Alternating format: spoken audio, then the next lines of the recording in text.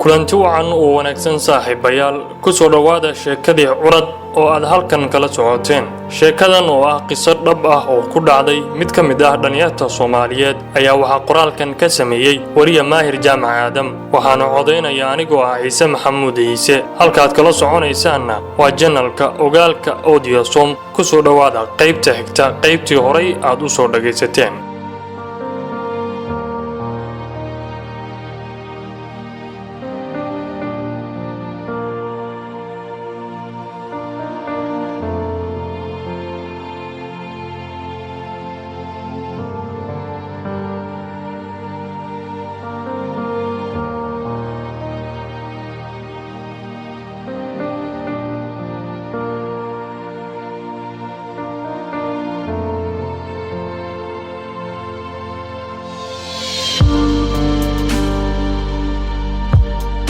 habeenkii wuxuu ii dhammaaday anigoo dul fadhiya sariirta, weliba yaab dhabannada la haysta. ilaa maalintaas isbeddel weyn oo ila soo darsay ayay iga dareemayaan qoyska. anigu nin ogaalka dhabta ee qisadan u baahan ayaan ahay. goor barqadii ah ayaan iska soo fadhiistay geed har qabow oo ku beegan bannaanka guriga oo ay wadda hormarto. walaashay Zahra ayaa iga sii horreysay harka oo aan garabkeeda fadhiistay. iyadu waxay ku mashquulsaneed aqrinta buug sheeko ah, laakiin aniga waxaan indhaha iskala raacraacayay gaadiidka iyo dadka maraya waddada.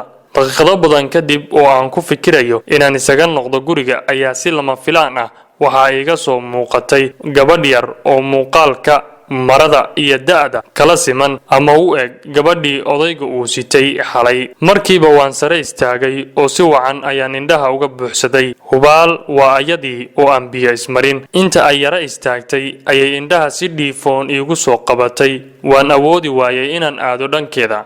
waxaan isaga laabtay fadhiga, laakiin markiiba jid leexad ah, jiiro ama luuq u dhow ayay ku carartay. anigana waan soo booday oo hadba luuq iyo waddo ayaan iska daba jirnay.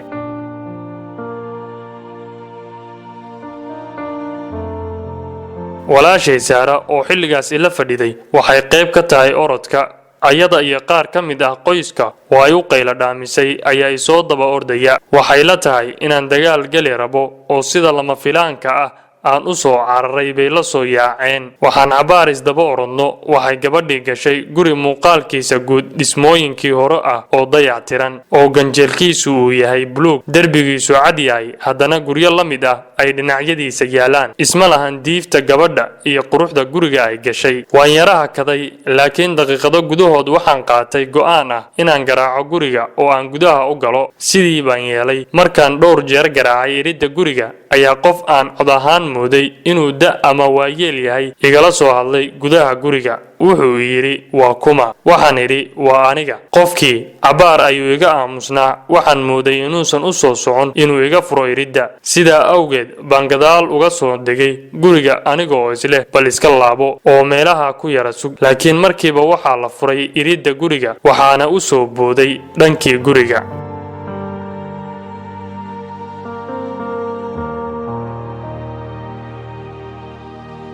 waxaa iga furay ruux aan run ahaantii marna shaki iga galeen araggiisa. waa odaygii saqda dhexe yimid qolkayga oo haddaba iga furay gurigii ay iga soo dhuumatay gabadhii yareed ee uu habeenkaas siday. layaab iyo amakaag oo midba kan kale ka daran yahay soo maaha. waxaa kaloo cajiib ahaa, guriga waa mid aan lahayn deer ama barxad kor ka daboolan, oo sida caadiga ah waa guri iriddiisu soo baxsan tahay haddana dul bannaan ah. sidaa oo ay tahay waa goor barqa ah. markuu odayga furay iriddana waxaan arkayay sida wax gudcur ama mugdi ah oo ka dambeeya odayga ama ku beegnaa gadaashiisa ee gudaha guriga ah. waxaan damcay inaan u soo dhowaado, laakiin markiiba odaygu wuxuu iga hor keenay iridda oo uu soo xirtay. si xoog ah oo isdaba joog ah ayaan u garaacay. cid dambe gudaha igalama soo hadlin. waxaan damaaciyey inaan xagga sare u laaco ganjeelka oo aan ka boodo dushiisa, sidaana aan gudaha ugu dhaco. waan tijaabiyey iskudaygaas, laakiin waxa ay soo gaaray oo meel dhow iga wada daawanayay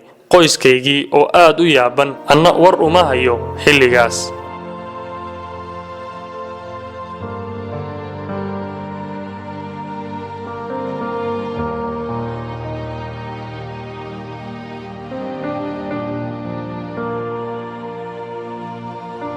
waxaan hal mar ka war helay dad isku keeduubay oo aad u xoogan. waxaan xilligaas sii fuulayay dusha ganjeelka. dadku waa ehelkaygii, haddana aniga oo ku leh suga waxbaan hubsanayaa ayay ii soo xambaareen dhinacii gurigeenna. waxaan arkayay gabdhaha oo ooynaya iyo wiilasha oo ku haya goorma ayaa isbeddelkan lagu arkay. waan yaabay. waxaan dhahaa, war maxaa idinka sii ah? war anigaaba socon kara ee dhulka uun idhiga. dhammaan hadalladayda cid u dhegdhigaysa ma jirto. tani waa hawl adduun.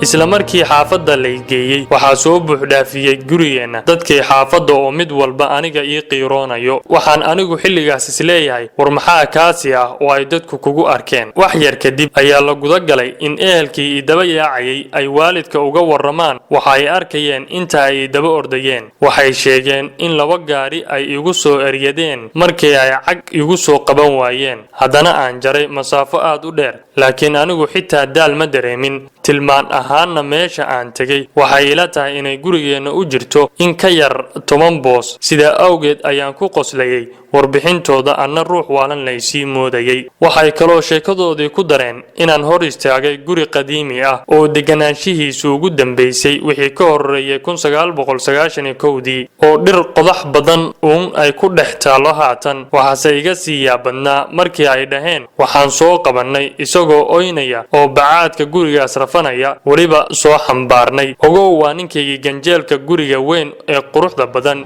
dushiisa ka boodayay.